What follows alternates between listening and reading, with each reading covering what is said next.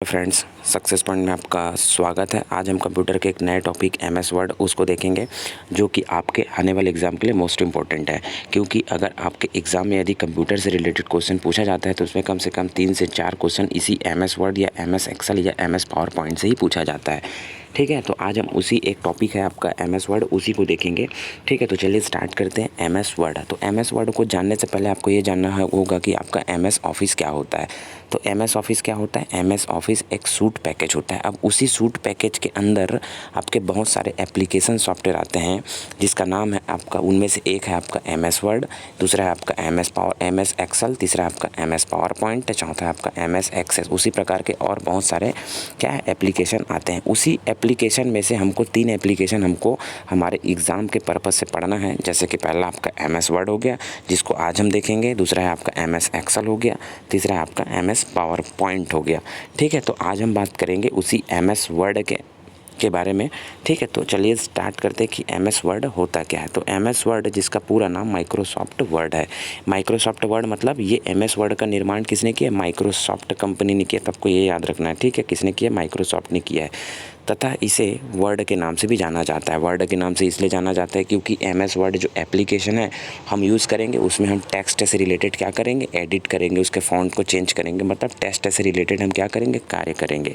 इसीलिए इसको क्या कहते हैं? वर्ड के नाम से भी जाना जाता है। एक वर्ड प्रोसेसर है। क्यों वर्ड प्रोसेसर समझ आ गया आपको? क्योंकि इसमें टेक्स्ट से रिलेटेड क्या करते हैं? कार्य किया जाता है, इसलिए इसे वर्ड प्रोसेसर भी कहते हैं। जो कि डॉक्यूमेंट को ओपन करने, क्रिएट करने, एडिट, फॉर्मेटिंग, शेयर और प्रिंट आदि करने का काम करता है। तो सीधा सा ये है कि आपका एमएस वर्ड क्या होता है? एमएस वर्ड आपका टेस्ट से रिलेटेड आपका क्या है? एक एप्लीकेशन सॉफ्टवेयर है। आप जितना भी टेस्ट से रिलेटेड कुछ काम करोगे, जैसे कि आपको रिज्यूम बनाना पड़ता होगा, जैसे कि आपको कभी किसी को लेटर लिखना पड़ता होगा, या कभी किसी के भी टेस्ट से रिलेटेड कंटेंट बनाना पड़ता होगा, तो ये सभी चीज़ आप कौन से एप्लीकेशन में करोगे? एमएस वर्ड में करोगे।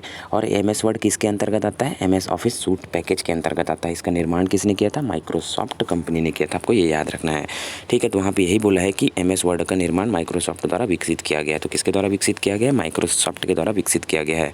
और माइक्रोसॉफ्ट ऑफिस का एक भाग है। मैं आपको बताया था एमएस वर्ड माइक्रोसॉफ्ट ऑफिस का एक भाग है, या एक एप्लीकेशन सॉफ्टवेयर। आपको ये याद रखना है। ठीक है, क्योंकि ये क्वेश्चन आया हुआ है कि एमएस वर्ड किस प्रकार के सॉफ्टवेयर हैं। तो एमएस वर्ड एक एप्लीकेशन सॉफ्टवेयर है। अब देखते हैं कि फाइल एक्सटेंशन। ठीक है, एमएस वर्ड फाइल, जो हम एमएस वर्ड में काम करते हैं, तो उस एमएस वर्ड में जो फाइल बनता है, उस फाइल का भी कोई ना एक्सटेंशन रहेगा। और एक्सटेंशन क्या होता है कि उस एक्सटेंशन को देख के हम ये पता लगा सकते हैं कि वो किस प्रकार के फाइल है। जैसे कि कंप्यूटर में बहुत सारे फाइल होते हैं, इमेज फाइल होते हैं, ऑडियो फाइल होते हैं, वीडियो फाइल होते हैं। अभी आप एक्सेल में काम करोगे तो एक्सेल के फाइल होते हैं, वर्ड में काम करोगे वर्ड के फाइल होते हैं। सभी प्रकार के फाइल है ना। तो उन सभी प्रकार में किसी न किसी प्रकार के एक्सटेंशन का यूज़ किया जाता है, ताकि हम उस एक्सटेंशन को देख के ये पता लगा सकें कि आखिर वो किस तरीके का फाइल है। ये टेक्स्ट का फाइल है, कि ये ऑडियो का फाइल है, कि वीडियो का फाइल है। ये होता है आपका एक्सटेंशन, इसीलिए एक्सटेंशन दिया जाता है। तो एमएस वर्ड में क्या होता है? एमएस वर्ड का एक्सटेंशन होता है .doc। आपको ये याद रखना, क्या? .doc। 2007 के पहले वर्जन, मतलब 2007 के जो पहले वर्जन था, उसमें एमएस वर्ड का जो फाइल था उसका एक्सटेंशन क्या था? .doc था। ठीक है, उसके बाद जब 2007 का वर्जन आया और उसके बाद के जितने भी वर्जन आए, सभी में एमएस वर्ड का फाइल का जो क्या हुआ? एक्सटेंशन .docx हुआ। क्या हुआ? .docx हुआ। जैसे कि आप कंप्यूटर खोलने के बाद जैसे कि कहीं पे लिखा होगा .doc, तो आप doc देख के समझ जाओगे कि एमएस क्या है? वर्ड का क्या है? फाइल है। तो यही होता है आपका एक्सटेंशन। ठीक है, आगे चलते हैं, इसको थोड़ी देर के बाद देखेंगे। आगे चलते हैं कि MS word by default name क्या होता है? डॉक्यूमेंट वर्ड होता है। तो ये क्वेश्चन बहुत बार पूछा गया है कि एमएस वर्ड में बाय डिफ़ॉल्ट नेम क्या होता है? तो बाय डिफ़ॉल्ट नेम क्या होता है? डॉक्यूमेंट 1। ठीक है, बाय डिफ़ॉल्ट क्या मतलब होता है? अपने द्वारा चेंज नहीं किया गया, स्वतः ही जो चीज़ होता है उसको बाय डिफ़ॉल्ट बोलते हैं। तो एमएस वर्ड में बाय डिफ़ॉल्ट नेम क्या होता है? डॉक्यूमेंट 1 होता है। जूम कितना होता है? 10% to 500%। जूम क्या होता है? किसी भी चीज़ को बड़ा करने के लिए जूम का यूज़ करते हैं। तो जूम कितना? 10 to 5%। और बाय डिफ़ॉल्ट जूम कितना होता है? 100%। ठीक है, बाय डिफ़ॉल्ट जूम कितना होता है? 100%। कहने का मतलब ये होता है, जैसे कि आपका, ये मैं बता देता हूँ। जैसे कि ये होता है, ये देखो यहाँ पे आपको दिख रहा होगा, ये जो आपको दिख रहा है, इस चीज़ को बोलते हैं आपका स्टेटस बार। क्या बोलते हैं इसको? स्टेटस बार बोला जाता है। ठीक है, स्टेटस बार बोला जाता है। अब इसी स्टेटस बार में देखना, यहाँ पे ये देखो आपका जूम का ऑप्शन दिया हुआ है, ठीक है। देखो यहाँ पे 100% लिखा हुआ है, मतलब वो ऑटोमेटिक 100% में जब आप MS वर्ड को खोलोगे तो ऑटोमेटिक वो 100% में क्या हो जाता है, सेव हो जाता है, ठीक है। तो इसीलिए बाय डिफ़ॉल्ट कितना हुआ, 100% हुआ। लेकिन आप अपने तरीके से कितना कर सकते हो, मिनिमम आप उसको 10% कर सकते हो और मैक्सिमम आप उसको 500% कर सकते हो, ठीक है। तो ये हो गया आपका जूम। और यही से एक और क्वेश्चन आपका बन के निकलता है कि ये जूम का जो ऑप्शन है कौन से बार में प्रेजेंट रहता है। तो आप क्या बताओ कि स्टेटस बार में प्रेजेंट रहता है, क्योंकि मैं आपको बताइए इतना क्या है, ये इतना आपका स्टेटस बार कहलाता है। और जूम किस कौन से बार में प्रेजेंट होता है, जूम स्टेटस बार में प्रेजेंट होता है, ठीक है। आगे चलते हैं, स्टेटस बार, अब उसी के बारे में पढ़ेंगे, स्टेटस बार, ठीक है। जब हम वर्ड में काम करते हैं तो स्टेटस बार यह दिखाता है कि हम कितने पेज ओपन किया है, कितने वर्ड अब तक लिख चुके हैं, हम अभी किस पेज में काम कर रहे हैं, और इन सभी चीज़ों की जानकारी स्टेटस बार में क्या होती है, दिखाई दिया जाता है। ये क्वेश्चन आता है, बहुत बार आया क्वेश्चन।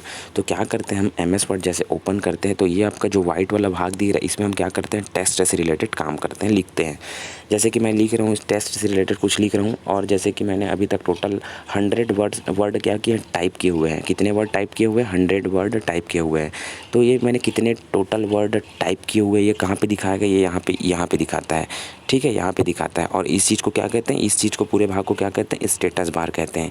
तो यही बोलना चाह रहा है वो, ठीक है। उसके बाद जैसे कि मैं क्या कर रहा हूँ, MS वर्ड में टेक्स्ट से रिलेटेड काम कर रहा हूँ, और उस टेक्स्ट को लिखूँगा तो किसी न किसी प्रकार के लैंग्वेज में यूज़ करके लिखूँगा, चाहे हिंदी यूज़ करूँगा, इंग्लिश यूज़ करूँगा, या अरेबिक यूज़ करूँगा, फ्रेंच यूज़ करूँगा। तो ये भी सभी आपको कहाँ पे दिखाई दिया जाता है, स्टेटस बार में। देखो यहाँ पे लिखा है इंग्लिश यूनाइटेड स्टेट। इसका मतलब ये होता है कि अभी मैं प्रेजेंट में जब इस चीज़ में लिखूँगा, इस वाइट बोर्ड में, तो मेरे को इंग्लिश में लिखना पड़ेगा, इंग्लिश में ऑटोमेटिक लिखाएगा, और वो इंग्लिश किसका रहेगा, यूनाइटेड स्टेट का रहेगा इंग्लिश।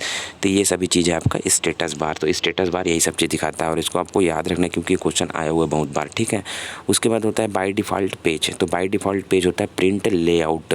इसको अभी थोड़ा सा आपको याद करना है। मैं आपको इसका एग्जाम्पल बताऊँगा जब हम सेकेंड वीडियो में चलेंगे, उसके बाद मैं आपको एग्जाम्पल दूंगा कि आखिर रियलिटी में प्रिंट लेआउट क्या होता है। लेकिन अभी आपको ये याद रखना है कि बाय डिफ़ॉल्ट पेज क्या होता है, प्रिंट लेआउट होता है। एक मिनट रुको, ठीक है। कि तो ये होता है। तो आपसे क्वेश्चन क्या बना जाता है कि MS वर्ड में जूम का जो ऑप्शन रहता है मिनिमम टू मैक्सिमम कितना रहता है, 10 to 500% रहता है। बाय डिफ़ॉल्ट जूम कितना होता है, बाय डिफ़ॉल्ट जूम आपका 100% रहता है। MS वर्ड में बाय डिफ़ॉल्ट नेम क्या होता है, डॉक्यूमेंट 1 होता है। मैं आपको बाय डिफ़ॉल्ट नेम भी दिखा देता हूँ, जैसे कि यहाँ पे दिखा रहा है, देखो यहाँ पे डॉक्यूमेंट 1 दिखा रहा है बाय डिफ़ॉल्ट। एक मिनट, बाय डिफ़ॉल्ट नेम देखो डॉक्यूमेंट 1 दिखा रहा है। डॉक्यूमेंट 1 इसलिए दिखा रहा है क्योंकि हमने अभी जब हम MS वर्ड में काम कर रहे हैं तो उसका काम मतलब काम कर रहे हैं तो हम उस फाइल को सेव करके रीनेम नहीं किए हैं। जैसे कि मैं अगर MS वर्ड में काम कर रहा हूँ, MS वर्ड में काम करते करते उस फाइल का नाम को चेंज कर देता हूँ, जैसे कि अपना खुद का नाम रख देता हूँ, ठीक है। जब मैं अपना खुद का नाम रखूँगा फिर यहाँ पे क्या दिखाएगा, खुद का मेरा नाम दिखाएगा, ठीक है। लेकिन मैंने कुछ नहीं किया है, कुछ भी छेड़खानी नहीं किया है। तो कुछ भी छेड़खानी नहीं किया तो स्वतः ही हो गया वो। तो स्वतः का मतलब क्या होता है, बाय डिफ़ॉल्ट होता है। तो बाय डिफ़ॉल्ट क्या होता है, डॉक्यूमेंट 1 होता है। आपको ये याद रखना है। अब देखते हैं कि क्लिपबोर्ड क्या होता है। तो क्लिपबोर्ड आपके कंप्यूटर मेमोरी में एक स्पेशल लोकेशन होता है जो कि कट और कॉपी किया गया डेटा को टेम्पररी स्टोर करता है। तो क्या होता है, जब भी हम कंप्यूटर यूज़ करते हैं तो हम क्या करते हैं, डेटा पे कॉपी यूज़ करते हैं, कट यूज़ करते हैं, ठीक है। तो जिस डेटा पे हम क्या करते हैं, कट या कॉपी यूज़ करते हैं, तो वो डेटा जाके कहाँ पे स्टोर हो जाता है, क्लिपबोर्ड में स्टोर हो जाता है। जैसे कि यहाँ पे ये शट डाउन लिखा हुआ है, इस शट डाउन को क्या करता हूँ मैं, इस शट डाउन को कॉपी करता हूँ, ठीक है। तो ये शट डाउन जाके कहाँ स्टोर हो जाएगा, क्लिपबोर्ड में स्टोर हो जाएगा। तो यही है। तो जितना भी आप जब भी कट या कॉपी यूज़ करोगे तो वो जाके कहाँ पे स्टोर हो जाएगा, क्लिपबोर्ड में जाके स्टोर हो जाता है। तो यही बोलना चाह रहा है। और ये क्लिपबोर्ड में जाके स्टोर तो होगा, लेकिन क्लिपबोर्ड में जाके स्टोर होगा तो स्थायी तौर पे स्टोर नहीं होगा, ये क्या होगा, अस्थायी तौर पे स्टोर होगा। जब तक कंप्यूटर आपका ऑन है तब तक वहाँ पे क्लिपबोर्ड में क्या होगा, और डेटा स्टोर रहेगा, कट या कॉपी किया गया डेटा स्टोर रहेगा। जैसे आप कंप्यूटर को स्विच ऑफ कर देते हो, ठीक है, तो वो डेटा क्या हो जाएगा, हट जाएगा। इसीलिए अस्थायी तौर पर क्या होता है, स्टोर होता है। अब देखते हैं कि रन कमांड क्या होता है। तो पहली बात, रन कमांड को खोलने का शॉर्टकट की क्या होता है, Window+R। क्या होता है, Window+R। रन कमांड को खोलने का शॉर्टकट की होता है आपका Window+R। विंडो क्या होता है, आपके कीबोर्ड में इस प्रकार का एक बटन होता है जिसको विंडो बटन कहा जाता है, ठीक है। ये होता है आपका विंडो बटन। इस विंडो बटन को प्रेस करने के साथ साथ आप क्या प्रेस करोगे, R प्रेस करोगे, ठीक है। तो R प्रेस करोगे तो आपके सामने ये रन कमांड का इंटरफेस खुलेगा, ठीक है। रन कमांड का इंटरफेस खुलेगा। फिर यहाँ पे जो ओपन लिखा हुआ है, तो यहाँ पे इस जगह पे आप क्या करोगे, इस जगह पे आप विन वर्ड टाइप करोगे। विन वर्ड टाइप करने के के बाद यहाँ पे जो ओके लिखा हुआ है, ओके को आप प्रेस करोगे, जैसे आप ओके को प्रेस करोगे MS वर्ड डायरेक्ट क्या हो जाएगा, खुल जाएगा। तो यही बोलना चाह रहा है कि रन कमांड द्वारा मेरे को अगर MS वर्ड खोलना है तो क्या टाइप करना पड़ेगा। तो रन कमांड द्वारा मेरे को अगर MS वर्ड खोलना है तो मेरे को विन वर्ड क्या करना पड़ेगा, टाइप करना पड़ेगा। आपको ये याद रखना है, 8 से 9 बार क्वेश्चन पूछा जा चुका है। ठीक है, आगे देखते हैं कि फ़ॉन्ट साइज़ क्या होता है। तो फ़ॉन्ट साइज़ का मतलब होता है किसी भी टेक्स्ट का आकार। जैसे कि कोई मान लो मैं टेक्स्ट लिख रहा हूँ, ये टी लिख रहा हूँ, ठीक है, इस टी को मैं बहुत बड़ा, इतना बड़ा भी लिख सकता हूँ। ठीक है, तो ये कहाँ, ये मेरे को इतना बड़ा लिखना है इस टेक्स्ट को, तो कहाँ से मेरे को करना पड़ेगा, फ़ॉन्ट साइज़ से करना पड़ेगा। मतलब किसी भी टेक्स्ट को छोटा या बड़ा करने के लिए फ़ॉन्ट साइज़ का यूज़ करते हैं। ठीक है, और फ़ॉन्ट साइज़ का शॉर्टकट की क्या होता है, Ctrl+Shift+P। क्या होता है, Ctrl+Shift+P। ठीक है, कंप्यूटर जैसे आप ऑन करोगे MS वर्ड तो मिनिमम फ़ॉन्ट साइज़ कितना दिया रहता है, 8 दिया रहता है। मैक्सिमम फ़ॉन्ट साइज़ कितना दिया रहता है, 72 दिया रहता है। और बाय डिफ़ॉल्ट 11 दिया रहता है। आपको तीनों को याद रखना है, क्योंकि तीनों से क्वेश्चन पूछा जाता है कि फ़ॉन्ट साइज़ में मिनिमम फ़ॉन्ट साइज़ कितना होता है, 8 होता है। मैक्सिमम फ़ॉन्ट साइज़ कितना होता है, 72 होता है। ठीक है, बाय डिफ़ॉल्ट फ़ॉन्ट साइज़ कितना होता है, 11 होता है। तो ये होता है आपका फ़ॉन्ट साइज़ होता है। ठीक है, अगर शॉर्टकट की के माध्यम से फ़ॉन्ट साइज़ को बढ़ाना है तो उसके लिए आपका शॉर्टकट की होगा Ctrl+Shift+ ये वाला सिंबल जो कि ग्रेटर देन का है, Ctrl+Shift+ ये। अगर ये आप तीनों को प्रेस करोगे तो आपका क्या होगा, फ़ॉन्ट साइज़ इंक्रीज़ होगा। और फ़ॉन्ट साइज़ घटाने के लिए शॉर्टकट की होता है Ctrl+Shift+ ये वाला सिंबल जो कि लेस देन का क्या है, आपका सिंबल है आपका। ठीक है, तो ये होता है आपका फ़ॉन्ट। अब हम देखते हैं फ़ॉन्ट फेस। तो फ़ॉन्ट फेस क्या होता है, फ़ॉन्ट फेस का मतलब होता है किसी भी टेक्स्ट या शब्द को डिज़ाइन देने के लिए हम फ़ॉन्ट फेस का यूज़ करते हैं। फ़ॉन्ट फेस का शॉर्टकट की क्या होता है, Ctrl+Shift+F। नाम से ही समझ आ रहा है फ़ॉन्ट, ठीक है, और यहाँ पे F, तो ये होता है शॉर्टकट की। उसी प्रकार फ़ॉन्ट साइज़ का शॉर्टकट की क्या होता है, Ctrl+Shift+P। आपको ये P याद रखना है। ठीक है, Ctrl+Shift+P। और फ़ॉन्ट फेस का आपका शॉर्टकट की क्या होता है, Ctrl+Shift+F। By default font face कितना क्या होता है, by default font face Calibri body होता है, जो कि ऑटोमेटिक उसमें लिखा रहता है, कैलिब्री बॉडी होता है। इसको देख लेते हैं कि कंप्यूटर में इसका लोकेशन कहाँ पे होता है। ये देखो यहाँ पे होता है, ये होता है आपका फ़ॉन्ट साइज़, और ये होता है जो लिखा है कैलिब्री बॉडी, ये होता है आपका फ़ॉन्ट फेस। देख रहे हो, फ़ॉन्ट साइज़ की जगह में क्या लिखा हुआ है, यहाँ पे 11 लिखा हुआ है। मतलब बाय डिफ़ॉल्ट फ़ॉन्ट साइज़ कितना होता है, 11 होता है। मैक्सिमम देखो यहाँ पे 72 लिखा है, मतलब मैक्सिमम फ़ॉन्ट साइज़ 72 होता है। ठीक है, उसी प्रकार यहाँ पे मिनिमम देखो, मिनिमम यहाँ पे 8 लिखा हुआ है, मतलब मिनिमम फ़ॉन्ट साइज़ यहाँ पे 8 होता है। और यहाँ पे बाय डिफ़ॉल्ट कितना होता है, बाय डिफ़ॉल्ट यहाँ पे 11 लिखा होता है। ठीक है, तो आपको ये याद रखना है कि यही होता है फ़ॉन्ट साइज़। फ़ॉन्ट साइज़ का शॉर्टकट की क्या होता है, Ctrl+Shift+P। और ये होता है आपका फ़ॉन्ट फेस होता है, ये होता है आपका फ़ॉन्ट फेस। देखो यहाँ पे क्या लिखा है, फ़ॉन्ट फेस में कैलिब्री बॉडी, तो बाय डिफ़ॉल्ट क्या होता है, कैलिब्री बॉडी। और फ़ॉन्ट फेस का आपका शॉर्टकट की क्या होता है, Ctrl+Shift+F। ये अब देखते हैं फ़ॉन्ट स्टाइल। तो फ़ॉन्ट स्टाइल क्या होता है। ठीक है, तो फ़ॉन्ट स्टाइल के पहले बात आपको प्रकार देखना है कि फ़ॉन्ट स्टाइल के प्रकार कौन से, बोल्ड होते हैं, इटैलिक होते हैं, रेगुलर होते हैं और बोल्ड प्लस इटैलिक होते हैं। ठीक है, तो आपको ये याद रखना है कि फ़ॉन्ट स्टाइल के प्रकार कौन से हैं, बोल्ड, इटैलिक, रेगुलर और बोल्ड प्लस इटैलिक। ये क्या होते हैं, इसको भी थोड़ा देखते हैं हम लोग।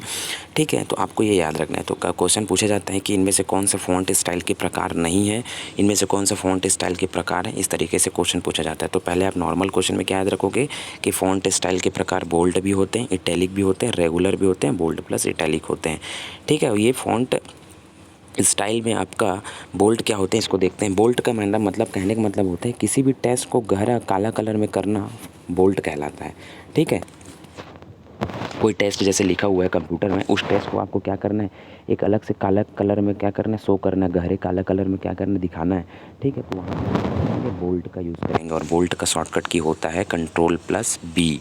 ठीक है, Ctrl+B। उसी प्रकार इटैलिक का मतलब होता है, इटैलिक का मतलब होता है किसी भी टेक्स्ट में हम जब इटैलिक यूज़ करेंगे वो टेक्स्ट हल्का सा तिरछा हो जाएगा। ठीक है, तो वही तिरछापना क्या कहलाता है, इटैलिक कहलाता है।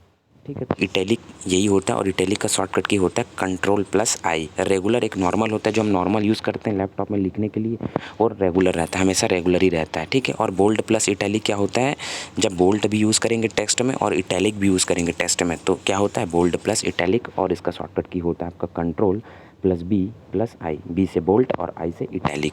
ठीक है, ये होता है आपका फ़ॉन्ट स्टाइल। अब देखते हैं कि फ़ॉन्ट इफ़ेक्ट क्या होता है।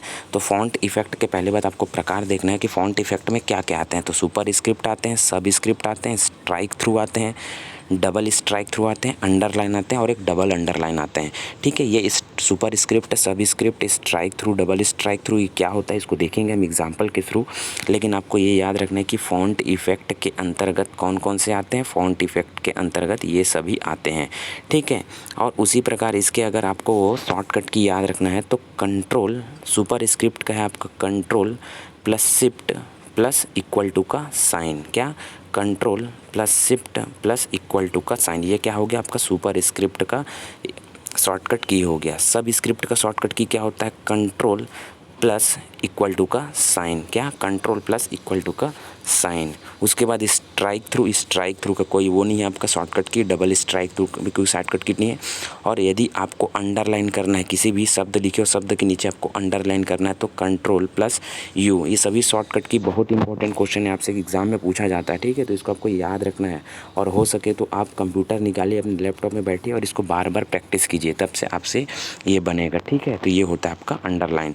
ये किसके अंतर्गत में आते हैं, ये फॉन्ट इफेक्ट के अंतर्गत में क्या आते हैं, ये सभी आते हैं। अब देखते हैं कि सुपर स्क्रिप्ट, सब स्क्रिप्ट ये सब के क्या होते हैं, इसको देखते हैं। तो ये होता है आपके सुपर स्क्रिप्ट, सब स्क्रिप्ट, स्ट्राइक थ्रू, अंडरलाइन। तो सबसे पहले देखते हैं सुपर स्क्रिप्ट। तो यहाँ पे आपको देख रहा है सुपर स्क्रिप्ट में मैंने ये जो 2 लिखा हुआ है, 2 वहाँ पे मैंने सुपर स्क्रिप्ट लिखा हुआ है, मतलब सुपर स्क्रिप्ट यूज़ किया हुआ है। तो सुपर स्क्रिप्ट मतलब होता है जैसे मैं किसी भी टेस्ट में सुपर स्क्रिप्ट यूज़ करूँगा तो वो ऊपर चले जाएगा। जैसे कि सुपर स्क्रिप्ट में यहाँ पे मैंने 2 पर क्या किया हुआ है, 2 पर सुपर स्क्रिप्ट यूज़ किया हुआ है, इसलिए 2 क्या चले गया, ऊपर चले गया। जैसे कि इसका एक सीधा एग्जाम्पल है, जैसे कि हम लिखते हैं 12th, लिखते हैं 12th, देखना 12th TH कहाँ पे लिखा हूँ मैं, जो 12 लिखा हूँ उसके ऊपर मैं TH लिखा हूँ, मतलब TH पे मैं क्या यूज़ किया हूँ, सुपर स्क्रिप्ट यूज़ किया हूँ। तो यही होता है आपका सुपर स्क्रिप्ट। इस तरीके से क्वेश्चन पूछे जाते हैं। आगे देखते हैं आपका सब स्क्रिप्ट। सब स्क्रिप्ट क्या है, देखो अब देखो पहले सुपर स्क्रिप्ट में ये 2 था वो ऊपर आ गया था, अब सब स्क्रिप्ट में क्या है 2 नीचे आ गया, मतलब मैंने 2 पे क्या यूज़ किया है, सब स्क्रिप्ट यूज़ किया है। इसका एग्जांपल कहाँ पे होता है, केमिस्ट्री में। जैसे हम वाटर का क्या लिखते हैं, मॉलिक्यूल फार्मूला लिखते हैं, क्या होता है H2O लिखते हैं, तो 2 क्या है नीचे में लिखा हुआ है, तो इस 2 पे मैंने क्या यूज़ किया है, इस 2 पे मैंने सब स्क्रिप्ट यूज़ किया हुआ है। तो कि ठीक है, तो ये था आपका सब स्क्रिप्ट।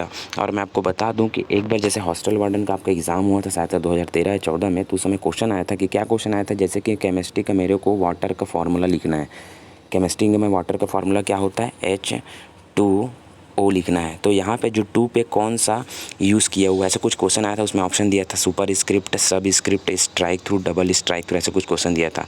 तो H2O में जो 2 है उसमें क्या यूज़ किया हूँ मैं, 2 में मैंने सब स्क्रिप्ट यूज़ किया हूँ। अगर इस 2 में मैंने सुपर स्क्रिप्ट यूज़ करता तो ये 2 ऊपर आ जाता। ठीक है, तो यही होता है सुपर स्क्रिप्ट और सब स्क्रिप्ट। स्ट्राइक थ्रू क्या होता है उसको देखते हैं एग्जाम्पल के साथ। जैसे कि ये होता है स्ट्राइक थ्रू। स्ट्राइक थ्रू का ये एग्जाम्पल, नेम आपको दिख रहा है, नेम के बीच में एक तीर का निशान ऐसे लिखा हुआ है, तो वही होता है, वो तीर का निशान स्ट्राइक थ्रू होता है। ऐसे ये है ना आपका तीर का निशान, ये स्ट्राइक थ्रू होता है। इसमें डबल तीर का निशान कर दूंगा तो डबल स्ट्राइक थ्रू हो जाएगा आपको, यही होता है आपका स्ट्राइक थ्रू। अब देखते हैं अंडरलाइन। अंडरलाइन आपको भली भांति पता है, नेम के नीचे में क्या है, एक अंडरलाइन है, तो वो अंडरलाइन होता है। और अंडरलाइन का शॉर्टकट की क्या होता है, control plus you. Double underline देखो यहाँ पे 2 ठो डबल अंडरलाइन है। ठीक है, तो डबल अंडरलाइन का शॉर्टकट की क्या होता है, control plus shift plus D. Most important question है, control plus shift plus D. तो डबल अंडरलाइन का शॉर्टकट की क्या होता है, control plus shift plus D. Super script क्या होता है आपको ये याद रखना है। सब स्क्रिप्ट क्या होता है ये याद रखना है। स्ट्राइक थ्रू होता है, ये क्या है याद रखना है आपको। अंडरलाइन क्या होता है, डबल अंडरलाइन, ये तो याद ही है आपको, लेकिन इसके शॉर्टकट की आपको याद रखना है। जैसे कि अंडरलाइन का शॉर्टकट की क्या होता है, कंट्रोल प्लस यू होता है। डबल अंडरलाइन का शॉर्टकट की क्या होता है, control plus shift plus D होता है।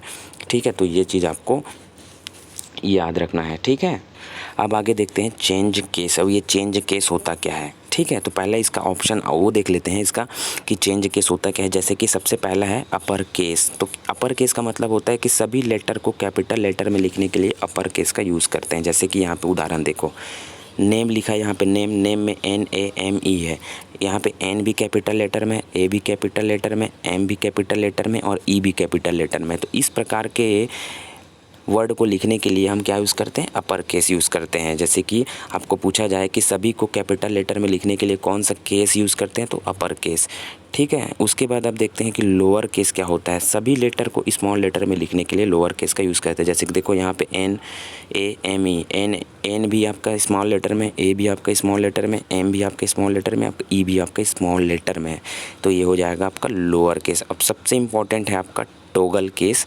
टॉगल केस क्या होता है उसको देखते हैं। टॉगल केस में पहला लेटर स्मॉल, बाकी सभी कैपिटल लेटर में होते हैं, उसको टॉगल केस बोलते हैं। यहाँ पे आपको दिख रहा है, यहाँ पे देखना आपका जो एन लिखा हुआ है, एन स्मॉल में है, ए, एम, ई सभी क्या हैं आपके कैपिटल लेटर में है, तो वही होता है आपका टॉगल केस होता है। तो आपसे पूछा गया कि पहला लेटर स्मॉल और बाकी सभी कैपिटल लेटर में लिखते हैं, तो वो कौन सा केस यूज़ करके लिखते हैं, तो टॉगल केस यूज़ करके लिखते हैं। यहाँ पे जो दिखा गया है, ठीक है, एन, ए, एम, ई, जिसमें एन पहला लेटर क्या है, ये एन, ए, एम, ई का पहला लेटर एन है, और एन क्या है आपका स्मॉल लेटर में, बाकी जो ए है, एम है और ई है, ये तीनों क्या है आपके कैपिटल लेटर में, तो इसको टॉगल केस कहा जाता है।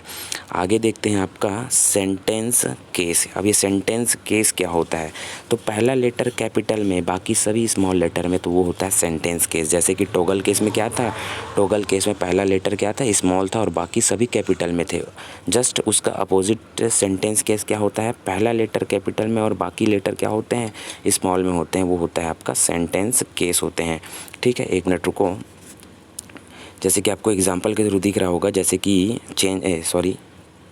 आपका सेंटेंस केस का एग्जांपल देखो। सेंटेंस केस का यहाँ पे एग्जांपल आपको दिख रहा है, एन, ए, एम, ई। इसमें जो पहला लेटर है एन, ये क्या है आपका कैपिटल लेटर में है, बाकी जो ए, एम, ई है वो क्या है आपके स्मॉल लेटर में है, तो ये होता है आपका सेंटेंस के। तो आपको सबसे इंपॉर्टेंट इसका टॉगल केस क्या होता है, सेंटेंस केस क्या होता है, ये आपको याद रखना है क्योंकि इससे भी क्वेश्चन पूछे जाते हैं। ठीक है, अब देखते हैं कि टेक्स्ट अलाइनमेंट क्या होता है। तो पहली बात आपको याद रखना है कि टेक्स्ट अलाइनमेंट कितने प्रकार के होते हैं, 4 प्रकार के टेक्स्ट अलाइनमेंट होते हैं। उसमें से पहला है आपका लेफ्ट अलाइनमेंट, सेकेंड आपका राइट अलाइनमेंट, थर्ड आपका सेंटर अलाइनमेंट, फोर्थ आपका जस्टिफिकेशन। क्या है, टेक्स्ट अलाइनमेंट 4 प्रकार के होते हैं, left alignment, right alignment, centre alignment और जस्टिफिकेशन। ये क्या होते हैं उसको हम देखते हैं आगे। इसके पहले आपको इसका शॉर्टकट की याद रखना है। Left alignment control plus L, right alignment control plus R, centre alignment control plus E. ठीक है, इसमें आपको कन्फ्यूज़न हो सकता है क्योंकि एल से लेफ्ट, आर से राइट, लेकिन ई से पता नहीं चल रहा है, इसलिए आपको सेंटर अलाइनमेंट क्या होता है, सेंटर प्लस ई, और जस्टिफिकेशन जे से जे और जे से जस्टिफिकेशन। ठीक है, तो ये होता है आपका टेस्ट अलाइनमेंट। तो इससे क्वेश्चन किस प्रकार पूछे जाते हैं, अगर आपसे क्वेश्चन पूछा गया कि एमएस वर्ड में कितने प्रकार के टेस्ट अलाइनमेंट होते हैं, तो 4 प्रकार के टेस्ट अलाइनमेंट होते हैं। ठीक है, और इसके शॉर्टकट की ये सभी आपको, हर एक शॉर्टकट की को आपको याद रखना है। देखते हैं कि टेक्स्ट अलाइनमेंट क्या होता है। जैसे कि ये है आपका एमएस वर्ड का वाइट वाला पार्ट हो गया, जिसमें हमको क्या करना है, टेक्स्ट से रिलेटेड काम करना है। अगर मैं लेफ़्ट अलाइनमेंट शुरू करूँ, लेफ़्ट अलाइनमेंट क्या करूँ, बटन को प्रेस करूँ शॉर्टकट की के माध्यम से, तो टेक्स्ट क्या होगा पता है, टेक्स्ट इधर से लिखाना स्टार्ट होगा। मतलब देखो, इधर से लिखते जाएगा, इधर से ऐसे करते लिखते जाएगा। उसी प्रकार जैसे कि मैं राइट अलाइनमेंट स्टार्ट करूँ, राइट अलाइनमेंट स्टार्ट करूँ, तो राइट अलाइनमेंट में टेक्स्ट इधर से लिखाना स्टार्ट होगा। ठीक है, इधर से लिखते लिखते आएगा, इधर से ऐसे करके, फिर इसे यहाँ से होगा स्टार्ट, तो यहाँ से लिखते लिखते ऐसे करके आएगा, तो ये होता है राइट अलाइनमेंट। उसी प्रकार जैसे कि मैं सेंटर अलाइनमेंट की बात करूं, तो सेंटर अलाइनमेंट ये होगा आपका वर्कशीट होगा, इसी में को क्या करना है, टेक्स्ट को लिखना है। तो सेंटर अलाइनमेंट क्या होता है, तो ये जो सेंटर वाला पार्ट है, तो वर्ड कहाँ से स्टार्ट होगा लिखाना, ये सेंटर से स्टार्ट होगा, इसको सेंटर अलाइनमेंट कहा जाता है। और जस्टिफिकेशन क्या कहा जाता है, उसको देखते हैं एग्जाम्पल के थ्रू। ये होता है, हम कंप्यूटर में कुछ 2-3 लाइन मैंने लिखा हुआ है, ये होता है, और उसके बाद आफ्टर जस्टिफिकेशन के बाद इस तीनों लाइन में क्या इम्पैक्ट पड़ता है उसको देखते हैं। ठीक है, तो जस्टिफिकेशन क्या होता है, जैसे कि देखो आप ये वाले लाइन को देखना और ये वाली लाइन को देखना, यहाँ पे जो एकदम पैरेलल है, दोनों पैरेलल नहीं है, दोनों लाइन पैरेलल है क्या एक दूसरे से। जैसे मैं जस्टिफिकेशन क्या करूँगा, कीबोर्ड के माध्यम से शॉर्टकट की यूज़ करूँगा, देखना यहाँ पे दोनों लाइन क्या हो गया, एकदम पैरेलल में आ गए। लेकिन जो पहला जब यूज़ था, मैं जस्टिफिकेशन यूज़ नहीं किया था, देखो दोनों लाइन क्या थे, पैरेलल में नहीं थे। ठीक है, अब जैसे मैं जस्टिफिकेशन यूज़ किया, दोनों लाइन क्या हो गया, पैरेलल में हो गए, तो यही होता है आपका जस्टिफिकेशन। तो आपको ये याद रखना है। मैंने आपको बताया था ये जो आपका टेस्ट जो अलाइनमेंट होते हैं, एक मिनट रुको, ये जो आपके जो टेक्स्ट अलाइनमेंट होती है, ये टेस्ट अलाइनमेंट बहुत बार क्वेश्चन पूछे गए हैं। ठीक है, तो MS वर्ड में कितने प्रकार के टेस्ट अलाइनमेंट होते हैं? 4 प्रकार के टेस्ट अलाइनमेंट होते हैं। इसको आपको याद रखना है। इसके शॉर्टकट की क्या होते हैं, इसको याद रखना है, ठीक है। इसका फंक्शन क्या क्या होते हैं, उसको आपको याद रखना है। और अच्छी बात यह है कि आप कंप्यूटर में निकालो, और कंप्यूटर या लैपटॉप आपके पास होगा, उसमें क्या करो, MS वर्ड को निकालो और जैसे जैसे मैं बोला हूँ उस तरीके से टाइप करते जाओ, ठीक है। आपसे पूरा हर तरीके से समझ आएगा आपको, वो ज़्यादा बेटर होगा आपके दिमाग में उस चीज़ को स्टोर करने के लिए। तो ये होता है आपका अलाइनमेंट होता है। तो अगर आपको वीडियो अच्छा लगा तो कृपया लाइक कीजिए, शेयर कीजिए और सब्सक्राइब कीजिए। Thank you.